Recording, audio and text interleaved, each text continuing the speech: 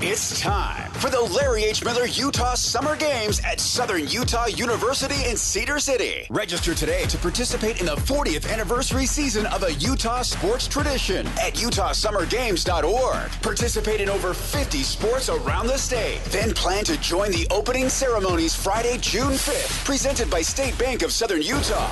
Register today to participate in the 40th anniversary season of the Larry H. Miller Utah Summer Games. Do you love the Tabernacle Choir?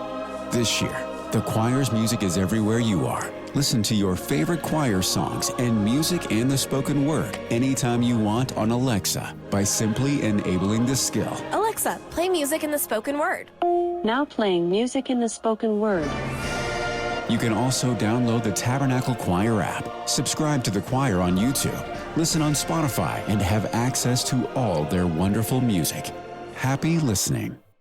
And now, it's 10 a.m. let's just get down to it. And it's time for your sports fix. Strap yourselves in, folks. From two guys who have covered the teams you're passionate about for years. We are professionals. This is Jake Scott and Ben Anderson on 97.5 The KSL Sports Zone. Jake and Ben, 97.5 The KSL Sports Zone. Jake Scott, Ben Anderson. Thanks for making us a part of your Monday. Should we call it Liberation Day, Ben? Liberation from the rebuild? Sure. If that's what people think is happening, sure. Oh, they're gonna keep booting games next year? No, they can't boot games. They don't own a draft pick. But I do think we've maybe gotten a little bit ahead of ourselves as far as they're still developing a lot of young players. And I still think that's going to be a key piece of the development, including whoever they end up drafting. But that'll be a part of it. But no, you're absolutely right. The tanking 4-year run that we've been on watching the Utah Jazz, it's just not possible to continue. Yeah. They don't have a pick. There's no reason to do it. We're going to play some end of season sound coming up here momentarily, which I have not heard yet. Is that what they're selling over there? Tempered expectations?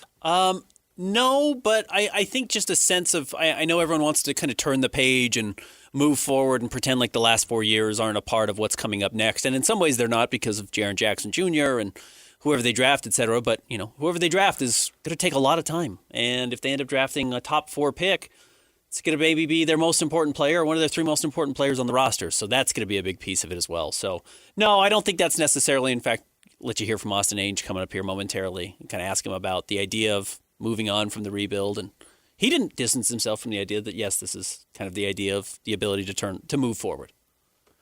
Yeah, I'd love that move forward. That's the language he should have used last year. I'm eager to hear from Austin, but I mean, tempered expectation. Let me go the other way. We did this exercise last night on the pregame show. The Jazz win 22 games. Mm-hmm. If they played all their guys all the time and stayed reasonably healthy, including Walker Kessler, how many more games would they have won this year? 15? 16? At least. Are you factoring in the Jaren Jackson trade? Because I wouldn't even factor that in. And I'd say they would have won 15 or 16 You also have to weigh that if you're trying, teams try against you. And teams came in not trying. No, I get that. So, and they had to undercut a lot of teams. I understand. But Ben, how unbelievably backward did they have to bend over for the last 2 seasons in order to finish with this kind of record? I think 15 or 16 is probably right about. Yeah, that gets you up to 38, 39. That's probably about what they are. So now you factor in Jaren Jackson, and then they're actually playing, and everybody has a year more experience. Mm-hmm. I don't think legit being a playoff team next year, not a play-in. God, wouldn't it be nice if they got rid of that? If they decide to do whatever else they decide to do with the tanking and then just got rid of the play-in. That would be wonderful. I think they could be a legit playoff team next year. And I don't think it's fair or unfair to set that expectation, frankly. I get it why, because Locke has been playing down expectations for next year already. And I get why I get why they do that, because nobody wants to underachieve. And if you set the bar at a reasonable, height, then everything on top of that is gravy and you get credit for it, right? So I get it why they'd want to tamp down expectations, but if the Jazz had fewer than 40 wins next year, that would be incredibly disappointing. No, I think you need to be looking at closer to 50. Yeah. I think you should be ignoring the play-in altogether. That should not be a goal. That should not be a part of the conversation. Yeah, I honestly think agree. that's a letdown. And you should be looking at how many between the Lakers, Rockets, and Timberwolves can you pick off? How many of those teams can you surpass? Because that does get you into the top 6. And I think every single one of those is on the table. And they're all flawed teams. Very flawed. Yeah, absolutely. And don't have the depth that the Jazz have and don't have the continuity that the Jazz have. No, this should be Jazz should be good next year. So the point is that the trying to lose games is over. That's what I'm talking about with Liberation Day. Mm-hmm. I'm not talking about even expectations for next year. But the fact that Will Hardy's going to actually be able to coach and we're actually going to be able to see a legit NBA rotation and all the things that people like to read into or watch or observe or whatever actually has meaning as opposed to now. Oh, that funny feeling Jazz fans got every time they won a game that they weren't supposed to win is you should learn to wash that out of your system. I hope you cleansed it last night. Well, let's see. I'm trying to let me bring up the box score. What was Sheboy last night? Like 27 and 17 or something crazy? What 29 and 17? Yeah. The Oscar Sheboy game, absolutely unstoppable with DeAndre Ayton off the floor. Yeah. But that's not real. No. That's my point. No. That's not real. And people have been trying to take games and stats and be like, hey, look at this. Is Hot Dog the guy? Right. Bez and Bang gets a triple-double. Yeah, all this stuff. And it's like, Hot Dog! It's like, dude, none of that's real. Yeah. Because they're not even trying. They're not even putting out an NBA rotation. Hot Dog isn't even an NBA player. Yeah. Bez and Bang likely is not either. Right. I mean, it just Oscar Sheboy's on the board. He's got one great skill. He can rebound. The problem is he's 6'7". I mean, like, how many minutes did he play last night? 32. Bez Mbang averaged more minutes with the Utah Jazz than he did with the Sioux Falls Succotash or whatever they are. Succotash, yeah. Is that it? Skyforce or whatever. Oh, I like Succotash better. Yeah. That's crazy. It is. But it's certainly not real. So I'm looking forward to real again. Let me put it that way. The not trying to lose games. The trying to win games. Because that way, if they're trying to win and they lose a game, Ben, you know what we could do the next day? What happened? Hey! Why didn't it work?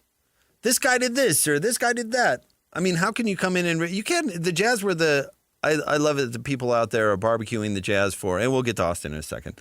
But barbecuing the Jazz for being the worst defensive team in the league again. Or did they finish 29th? 29th, I think. Washington, I think, was behind them.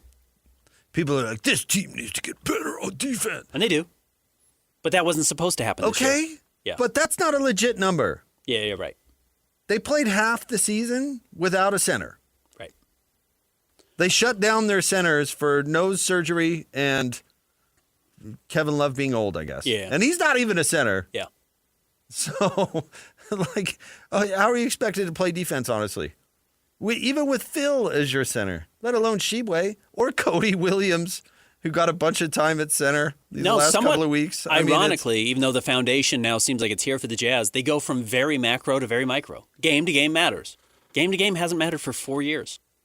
Well, I mean, there's an argument to be made in the NBA, certainly, that good game to game doesn't matter for good teams either in the same way. If at the end of the season you're wondering, oh man, why didn't you win 51 games? You only won 49, and 49 puts you in the play-in, and 51 puts you in the 4th seed. That's micro. Jazz haven't had that conversation in 4 years. Oh, yeah, we have. We have had the micro conversation, Ben. Yeah, we've had it every single day. Well, with losses only. For at least half the show. Yeah. What did Sacramento do? Are they going to win another game? Now, at least maybe we can talk about, can they win a playoff series? Yeah, absolutely. Who do they match up well against? Did you see Brooklyn had a 5-point lead in the third quarter? Tanked. Yeah, I'm with you. I'm glad it's done, too. How about Boston tanking last night and Orlando still losing? Well, Orlando stinks. All right. Let's get to the Jazz. What is technically... President of Basketball Ops. President of Basketball Operations. Want to get that correct. Austin Ainge. This is end of season media availability. Ben was there. Let's play it for you. I just wanted to say I am feeling very grateful for a lot of things, but our fans this year were incredible. they showed up, and we're just very grateful, and hopefully they can see the path we're on, the excitement for the young players, and some of the optimism we have going forward. I'm very grateful for our coaching staff. They pushed at the right times. They lifted up and showed love at the right times. I thought they did a tremendous job with our group this year. Our veteran players really set an example of work ethic and also ensured our culture and positivity in the locker room maintained throughout a long year. And then our young players, of course, were humble enough to accept a lot of coaching and advice and worked really hard. And I thought pushed through some ups and downs and made some real progress that helps us as an organization. That internal growth was key for us this year to make the steps we want to make.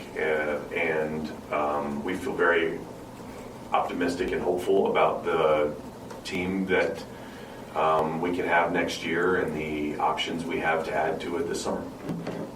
With that, I'll take questions. Would missing the postseason next year be a disappointment? I'm going to focus on the process right now, Sarah.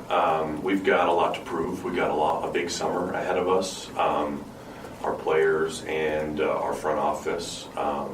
Players have to get a lot better and continue to work. And in our front office, we have some key free agents and a lot of other things to finish out our roster to know where we stand. A couple of those key free agents, Nurk and Kevin, they've made it pretty publicly known that they would love to be back here. I'm wondering how much of a priority is it not only to maybe get that figured out, but also to have veterans of that caliber on this roster? I would say that we're always balancing the on-court needs with the locker room and leadership needs. Those guys were incredible for us all year, and I thought they both played well on the court. But yeah, look, Walker, Nurk, Kevin are all free agents, and that's a lot of bigs. So we're going to need some bigs for sure. Where's the team's relationship with Walker right now? Had a great meeting with Walker yesterday. He had a tough year of rehabbing, and I was so proud of him and how he showed up. He was usually here at 8 a.m. doing his rehab and on the treadmill and doing what he could with the various limitations. He showed up with a smile every day. We're big fans, but we've got to figure it out this summer with the contract. What have you seen from Ace's development, and what do you project him to be next year as you kind of look for a developmental offseason? Yeah, Ace, I will just smile thinking about him. He just brings a smile to my face. He's just a happy person. He brings energy every day, and that made it easy to work with. And everyone on the team wanted to help Ace because he made it easy. He's got that golden retriever type personality that he's first and foremost. When we talk with Ace about the summer, it's the weight room. He's going to live in there, and he's excited about it. Anytime, we talk to him a lot about strength, and anytime he can bump anyone and make a shot, he makes sure and tells me about it after the game and flexes and all that. So he knows he's going to work really hard to get stronger. And then, defense is going to be a team-wide goal for us this summer. So every guy's been, told that we're making a big leap next year defensively. No discussion. This is what's going to happen. And so that'll be a focus for his. And then I think looking at our team, again, we have a lot to figure out still, but I would say ball handling will be the other thing that a lot of guys will need to improve on, and Ace also. One of the big league-wide discussions this year, and that will be in the coming weeks, are the anti-taking policies that the league's trying to implement soon. Yeah. I'm wondering what you think of sort of the proposed policies that have come out and how those might affect non-destination teams, how they might affect trades. Yeah. It's been really interesting few weeks. We've had a lot of dialogue with the NBA and with other teams. been, the NBA we have, we're competitors, but we're also partners. And so we've had a lot of interesting discussions. There's some really good ideas and proposals out there.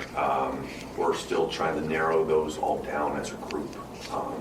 We had a good general managers meeting, and then there's been countless calls and texts and spreadsheets sent back and forth with things between teams. I'm optimistic that we'll, the NBA is pushing us in the right direction, and that we'll have a solution that,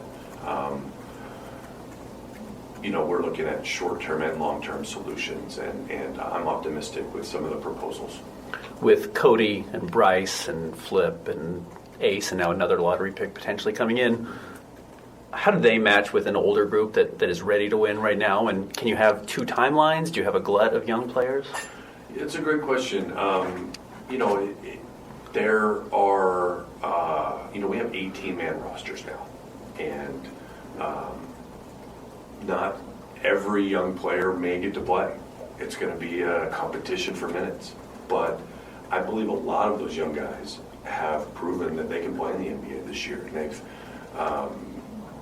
this year we were able to let them play through some ups and downs, and a lot of them have found themselves in the NBA where they can function. And so we're optimistic that a lot of them can contribute to winning teams.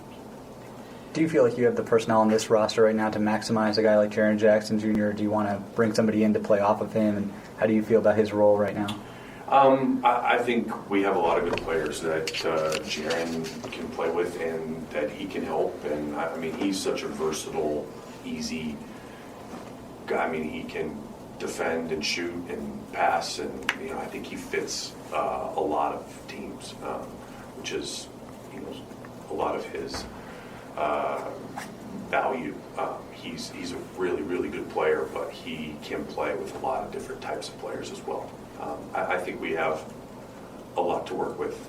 I think Jaren has the tools he needs to have a great year next year. Do you know yet when the league is doing the coin flip? I believe it's the 20th, or give or take a day. The league didn't tell me that. Someone internally said that, and I haven't verified it, but I think that's more or less where it's at. How would you characterize kind of how you guys are going to approach the off season and free agency and trying to maybe add to the team? Aggressive? Careful? Yeah, I mean, those lines are difficult, right? It usually depends on opportunity, Sarah, but I would say that we are,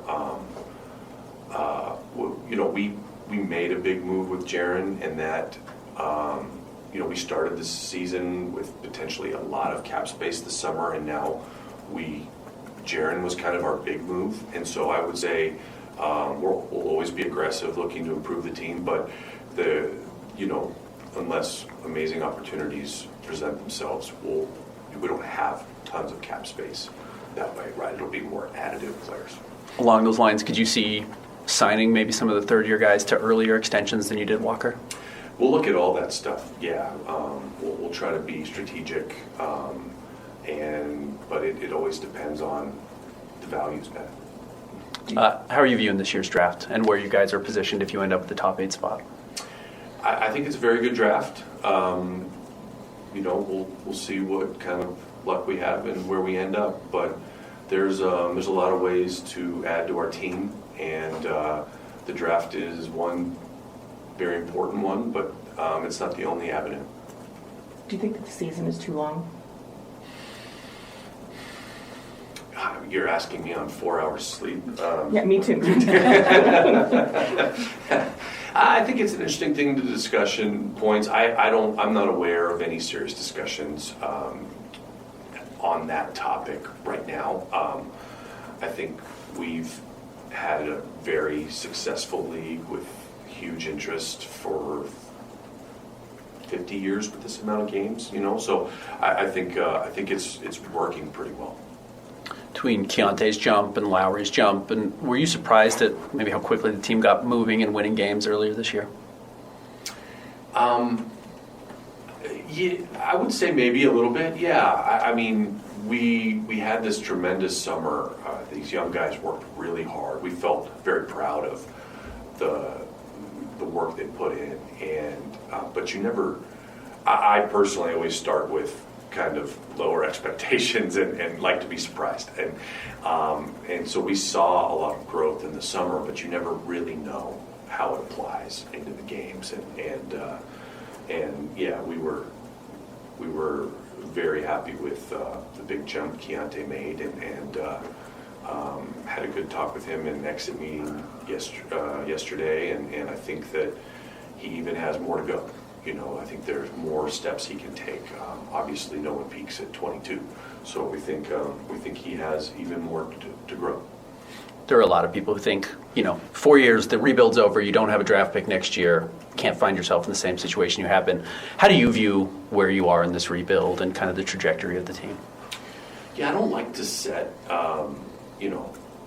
exact expectations, because sometimes they can add pressure, but sometimes they can be limiting. So I want the guys to focus on the process, but I do feel like we can make a good leap next year. But it'll depend how everyone comes together, but our guys are really motivated.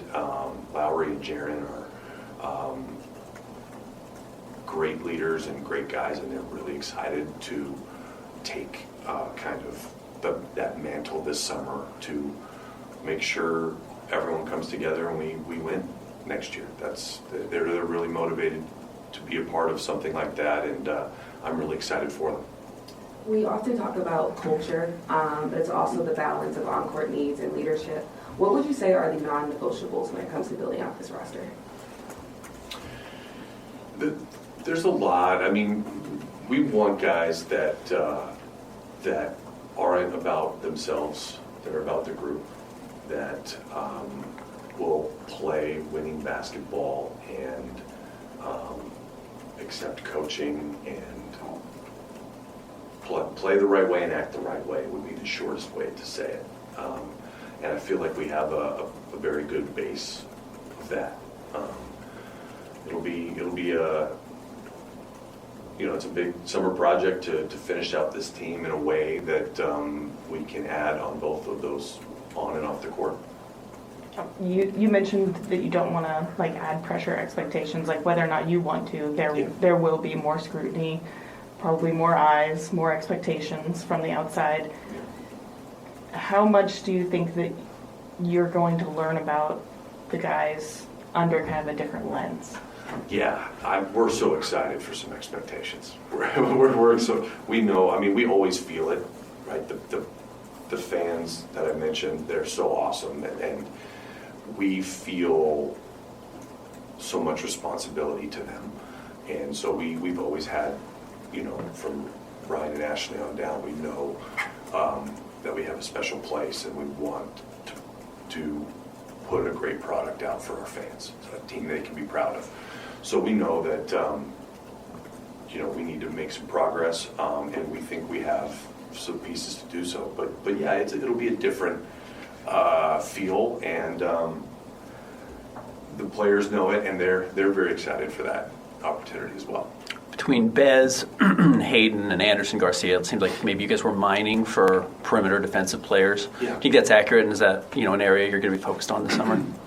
Yeah, I think it's a area of need, potentially, right? We'll see how things go in the draft and other things, but for sure it was intentional. Where do John and Svi kind of equal into what the future plans are? They are good players and good leaders and set a great example and can both defend, and so they're right in there. We need guys like them. We need them. So we're excited to have them in our program. How did you see Will continue to grow as a head coach, and just how did your relationship with him get stronger throughout the year? All right, there you go. To find out the answer to that, we will get the entire availability up online at kslsports.com. But a few interesting things there. I think he's very careful, Ben. You undersold it. I think he's very careful about expectations. I think he did a good job manicuring expectations, not for people to get ahead of themselves. But I don't blame people. They should.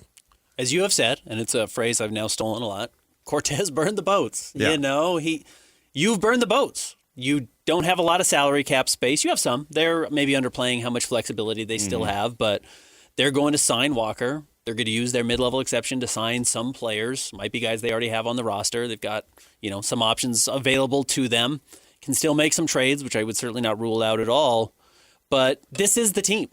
For a lot of ways, this plus the lottery pick, unless they trade the lottery pick, is the team. And they don't have a draft pick next season. Simply put, they traded it for Jaren Jackson Jr. So there's no fallback. There's no reason to not make the playoffs next year. So yes, while they don't want to set that expectations, and maybe this is already Austin learning when he said, is asked, are you going to tank this year? And he says, we're not going to be doing that. And then they tanked 3/4 of the season. That time is done. Planting your flag and making that proclamation doesn't help you. It didn't help him this year. Now, it didn't hurt him. It's fine. Everyone saw what the Jazz were doing. I asked him if he'd surprised that they were winning games early. He said, yeah. It was surprising that they started winning games quicker than maybe expected. But, yeah, it doesn't behoove him to say, yes, playoffs or bust. But I think the players will next year.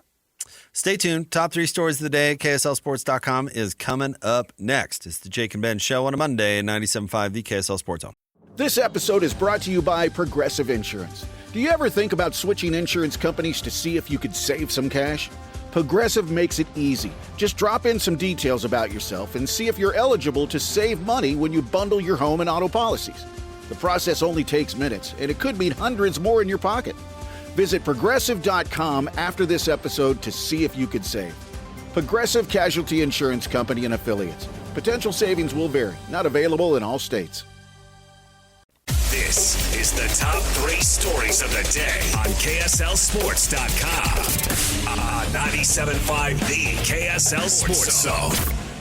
Jake and Ben, 97.5, the KSL Sports Zone. Jake, Scott, Ben Anderson. It's time for the top 3 stories of the day at KSLSports.com, brought to you by J. Brooks Jewelers.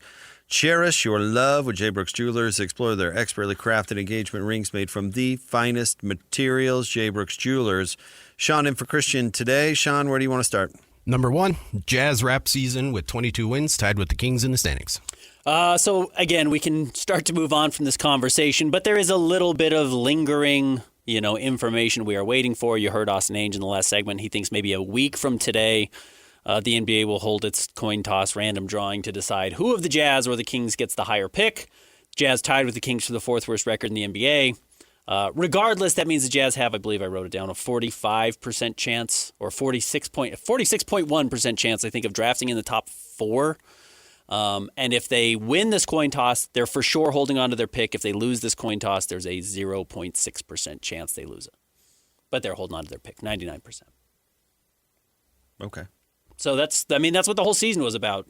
That's what the last 60 games of the year was about. Honestly, I'd say it's what the last 4 years is about. It has been not just those picks those years, but waiting to get draft picks in the right years. And they did it last year by getting the worst record in the NBA and drafting 5th. And this year they sacrificed, 200 games from good players to try and get this guy, whoever this guy is going to be. Yeah. It just goes to show, and we've had this conversation before, good decisions are great. That's awesome. Mm-hmm. Bad decisions you can pay for a long, one bad decision can sink you. Dennis Lindsey made one bad decision. Well, let me tell you, one bad calculation. And I'm sure Quinn Snyder probably had something to do with this too. But they made the calculation that they were losing in the playoffs because the 12 minutes that Rudy Gobert was not on the floor was the problem. And so their solution was to find another Rudy Gobert light for those 12 minutes. It led them to sign Hassan Whiteside. Uh-huh. It led them to draft Doak. I mean, it kind of let them draft Tony Bradley, don't you think? Mm-hmm. To trade for Tony Bradley? Yeah. And that simple calculation led them to trading for Derek Favors. Didn't they sign him? Did they trade for him? I thought they signed him to a 2-year deal. Regardless, they went out and got Derek Favors. They signed Derek Favors. It didn't fix anything. And then they were so capped out that they had to move on from Derek Favors. And to do that, they had to attach a first-round draft pick. Yeah. which has led to all of this through the last 4 years. Now, it would not have behooved them to be good anyway because you want a higher pick. But nonetheless, it stunted a lot of stuff. I mean, it really did. To the point where, like, Keontae George really could have benefited from the last month and a half of the season if he was allowed to play. Yeah. Or Isaiah Collier for the last 3 weeks or whatever. Lowry and Jaren playing 30 games together would have really helped. So, but you're intentionally punching yourself in the face because of this bad decision that has haunted. How long has Dennis Lindsey been gone now? 4 years? 5 years? 4? At least. 3, I think. He was there technically the first year with Danny, right? And then took a step back. And maybe Danny was there for a crossover year with Donovan. He was there for a year with Donovan. Like a crossover, but was Dennis gone at that point? Dennis had taken a step back into more of an advisory role. Whatever. Yeah. He's been gone decisions forever. And they're still paying for that bad decision. So as you evaluate things going forward, like great decisions are great. Trading for Jaren Jackson looks to be great. Avoid the trading for Bradley Beal. Yeah. The bad move can punish you so much more than a good move can benefit you. I think that's accurate. It can be equally punitive as it can be advantageous. Why did the Carlos Boozer, Darren Williams team never go to the finals? Andre Karolinko's contract. They paid Andre Karolinko way too much for way too long. Yeah. And they could never add another player because Andre was untradeable the second the ink dried. And they couldn't do anything. Yeah, which is why I think the Jazz will probably be relatively conservative. Now, if the right opportunity presents itself to make a huge jump forward, Giannis says, yeah, I'll re-sign in Utah if you trade for me. Jazz will trade for Giannis. But I don't think they're going to go out and say, well, we don't know exactly what this roster looks like, but somebody's interested in the full mid-level exception in Salt Lake City, so let's give them the whole $15 million, because actually those are the margins now you're starting to operate in going forward, because Keontae's going to have to get a new contract, and you'll have to figure out if Bryce or Flip or Cody is on the team and if they're worth investing in going forward. So yes, to your point, the Jazz have got to be careful with that now, and this is where it all starts. Those decisions now matter more than they did over the last 3 or 4 years, because it didn't matter if you were bad. Bad decisions were fun. John Collins didn't end up working out great for the Jazz. Didn't matter. Well, that wasn't a bad decision. No, it wasn't. It didn't haunt them. No. If he was still stuck on the roster, it would. But signing Derek Favors and trading for Mike Conley were bad decisions. Yeah. And Mike wasn't even... I would only throw it into the bad decision category that it really didn't work out and they couldn't do anything else. More wrong than bad. More wrong than bad. Yeah. Certainly enjoyed watching him play basketball. He is not a bad player. But that move did not turn out to be good. Right. And they did pay for it because Mike was overpaid and they couldn't do anything. I don't know if Mike made them any better. Right. I don't know if Mike raised their ceiling. Like a lot of people thought he should. Yep. All right, what's next, Sean? Number 2, the Utah Mammoth dropped 2 straight after clinching playoff spot. Didn't play well at all yesterday against a Calgary team they probably should have beaten. Second night of a back-to-back. I thought they played okay against the Hurricanes, so that was a more difficult loss. Still plenty of opportunities now in this final week of the season to lock up that number 1 overall wild card spot, though. Limping in, though, Ben. That can't be good. Doesn't Calgary suck? Calgary does stink. Again, they've had 33, 38, 9. They've had an issue with that goaltender Wolf specifically. I know they scored late in the third period, but I think he shut them out earlier. For whatever reason, they don't seem to be able to figure out Calgary. And Calgary does play really slow and makes the game ugly. So the Mammoth got some work to do. They've got 2 more games. Winnipeg coming up tomorrow, and then they close the season against St. Louis. The Kings currently sit at 87 points. The Mammoth are at 90. So the Kings are 3 back. So as you indicate that it's still fairly comfortable. Yeah. But if you dump both games, you're going to... And they win both. And they win both, then you're done. Or not done, but then you slide to the second spot where you're going to draw the Avalanche, which... It's not what you want. No. Right now, by the way, the Golden Knights sit 1 point in front of Anaheim and Edmonton. Let's see. Golden Knights, I'm trying to pull up their schedule to close the season. They get to play... tonight against Winnipeg, so a very difficult game. And then Wednesday, a very winnable game against Seattle. Let me pull up Edmonton really quick and see who they close the season with, who's got an easier schedule here. Apologies, but kind of fun to actually be looking at playoff seeding and not, like you mentioned with the Jazz, looking at whether or not Brooklyn is going to accidentally win a game late in the season.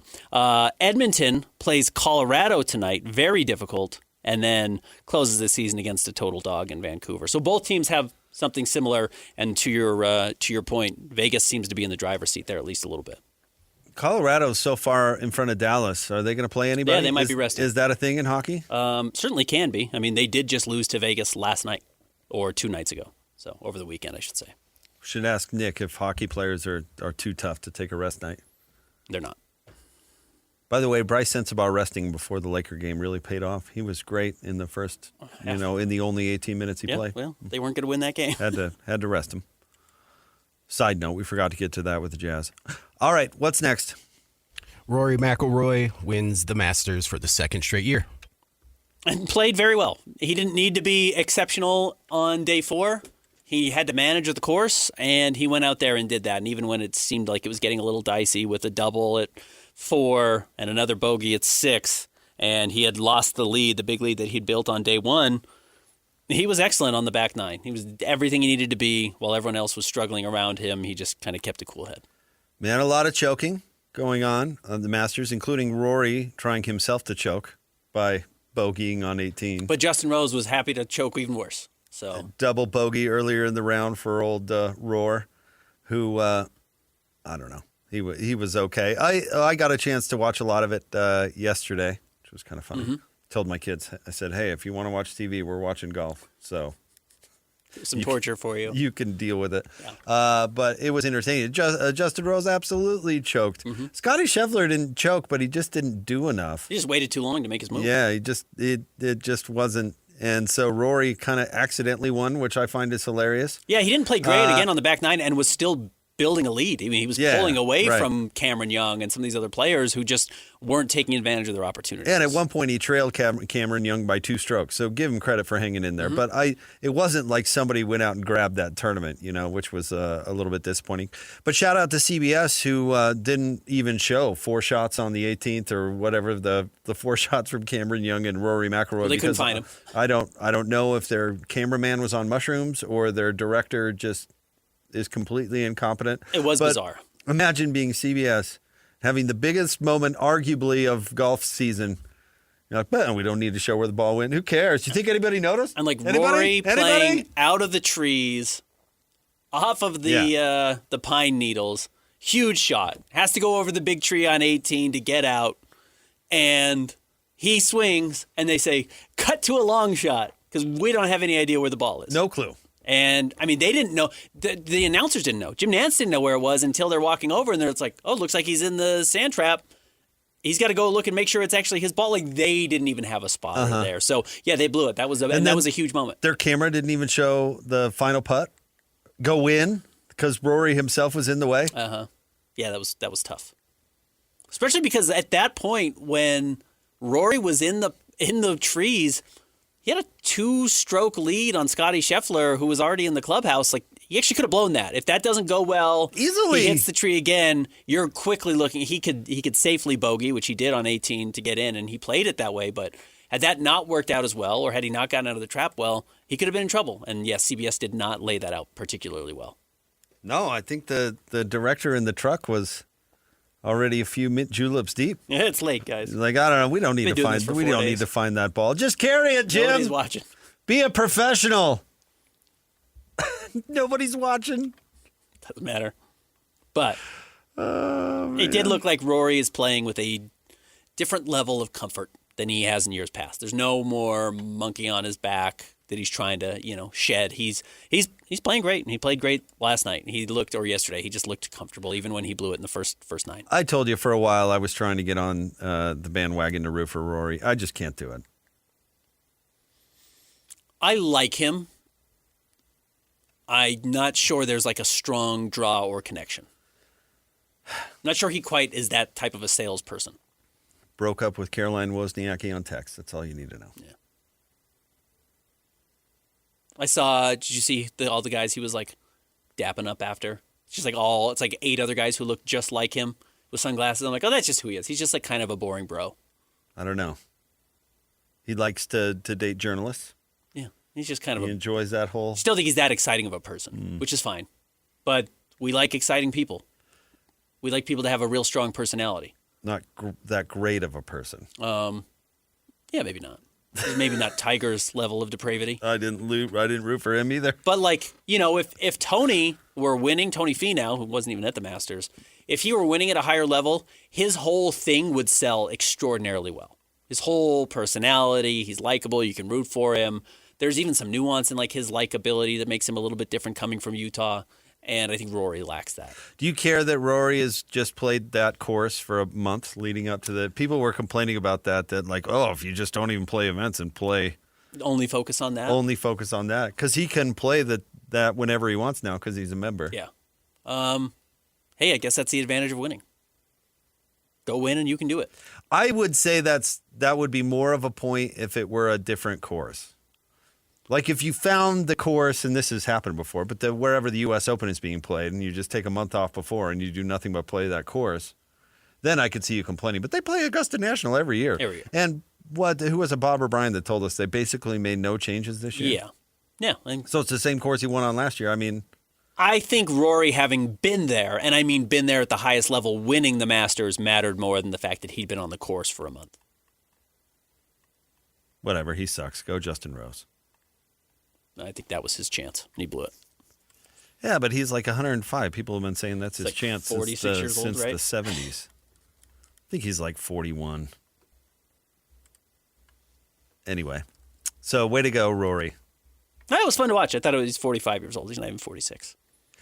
Stay tuned. We'll have more Jake and Ben coming up next. We're going to let you hear from Jaren Jackson Jr. at the top of the 11 o'clock hour. So make sure you stay tuned for that. Jake and Ben, 97.5, the KSL Sports Zone. I'm here on the job site with Dale, who's a framing contractor. Hey, good morning. Dale traded up to Geico Commercial Auto Insurance for all his business vehicles. We're here where he needs us most. Yep, they sure are. We make it easy for him to save on all his insurance needs, all in one place, with coverage that fits his business and bottom line. Oh, I shouldn't have looked down. It's all right. We're so far up here. Look at me. Take a deep breath. No, I'm good. So good. Get a commercial auto insurance quote today at geico.com and see how much you could save. It feels good to Geico.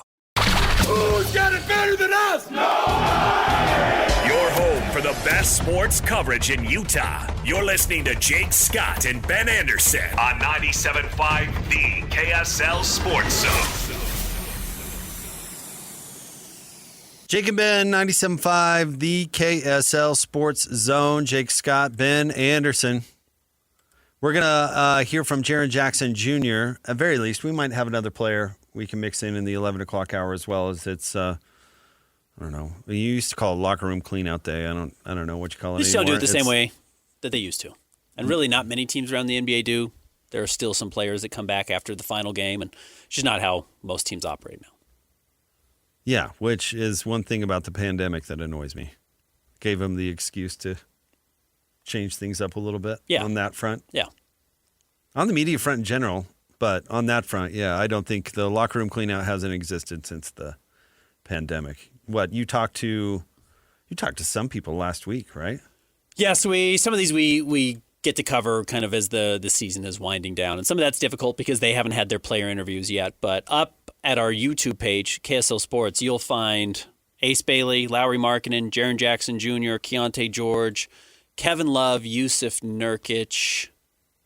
I think I'm missing a couple. And then I talked to a couple of guys just kind of not off the record, but, end of season stuff. We didn't even talk about the Memphis game. I didn't pay attention to the snap talk. Were people outraged over the Jazz winning that game? I think the fact that the Kings won that same night allowed everyone to take a breath. Take that out of it. Were people upset? I think everyone realized the Jazz were going to have a hard time losing that game. Because look at who Memphis played. That was the worst NBA team that has ever been fielded. Memphis? I'm pretty confident that Memphis fielded the worst NBA team in history. I don't think that's a stretch. We ran into JP down getting some food. JP Chunga, of course, not only our good friend, but he is the voice of the Stars. He does a lot of work in Salt Lake City Stars, not doing ads for celebrities. Or not the Dallas Stars either. Yeah, no, right. Sorry, the Salt Lake City Stars. The voice of the Stars. And JP gets a chance, and he's really good at it, but he gets a chance to kind of see and evaluate all these players in the G League. And he was talking about how he had called games for all of Memphis's players this season. And they weren't even the guys starting for Memphis weren't even starting for their G League teams. I mean, talk about feeling bad for David Locke. David Locke had to call a game going in with all these players that nobody's even ever heard of. I mean, they had one player shoot 50%.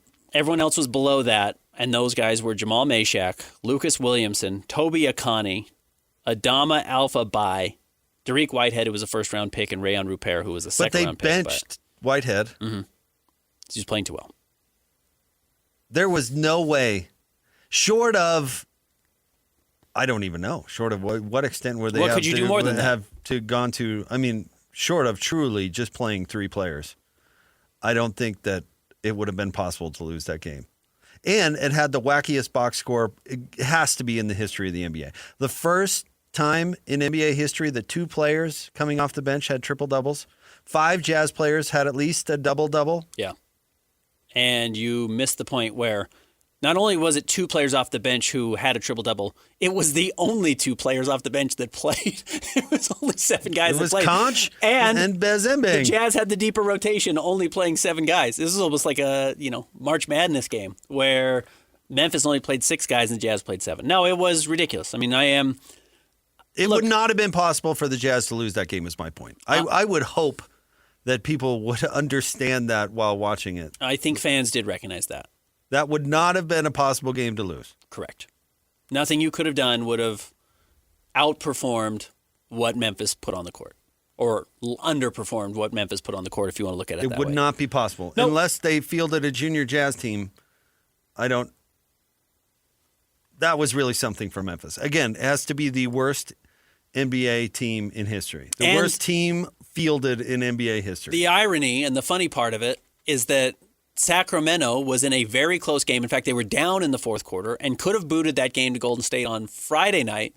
But because of the earlier allegations that week of Doug Christie tanking by fouling with the team up by 1, that he said, I'm just a bad coach. I don't know what I'm doing out there. So by the way, they're keeping keeping him around next year. They had to try and win this game on Friday, and they did. Well, now we wait this stupid coin toss. Of course they're keeping him around next year. They're going to try and lose next year. Apparently. No, not apparently. I mean, it'd be the first smart thing Sacramento ever did. To try and lose next year. Yes. Yeah, I mean, they're going to find a way to have the worst record in the NBA next year. Year after back-to-back good drafts, and they didn't find a way to do it. Keep the crappy coach. You're not going to try and win. Might as well. Yeah. I just don't think they know what they're doing. You don't think that, huh? When was your what's your giveaway? What was your first clue? Yeah. So I'm glad that, yes, this aspect of it, we are very close to this being done. Less than a month from now will be the NBA draft lottery. In fact, it was 4 weeks from yesterday.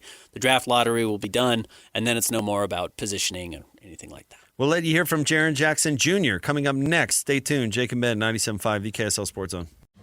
I sold my car in Carvana last night. Well, that's cool. No, you don't understand. It went perfectly. Real offer, down to the penny. They're picking it up tomorrow. Nothing went wrong. So, what's the problem? That is the problem. Nothing in my life goes as smoothly. I'm waiting for the catch. Maybe there's no catch. That's exactly what a catch would want me to think. Wow, you need to relax. I need to knock on wood. Do we have wood? Is this table wood? I think it's laminate. Okay, yeah, that's good. That's close enough. Car selling without a catch. Sell your car today on Carvana. Pickup fees may apply.